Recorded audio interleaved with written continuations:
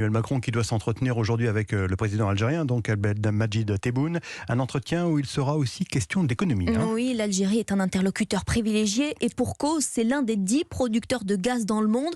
Une ressource convoitée depuis le début de la guerre en Ukraine. Aurélien Fleureau, justement, est-ce que la France fait partie des clients de l'Algérie ? Oui, selon les derniers chiffres, en 2021, 8% du gaz importé en France venait d'Algérie.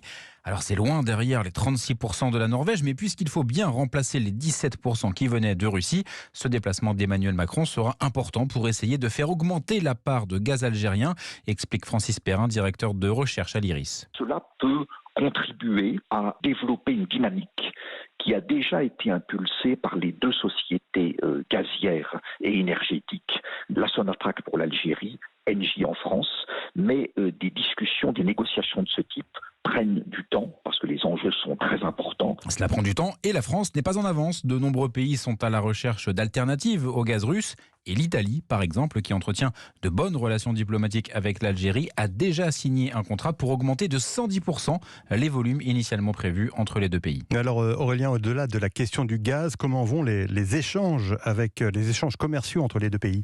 Alors la France n'est plus le premier fournisseur de l'Algérie, c'est désormais la Chine.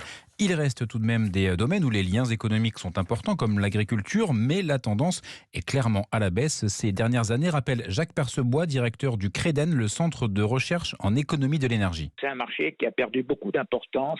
Si vous regardez les équipements militaires, l'Algérie fait appel à la Russie, etc. Donc si vous voulez, pour des raisons politiques, l'Algérie ne voulait pas apparaître comme une chasse gardée de la France. Et si les relations diplomatiques s'améliorent, la France pourrait espérer dépasser son niveau actuel, qui est tombé à 10% de part de marché en Algérie. L'éclairage d'Aurélien Fleureau.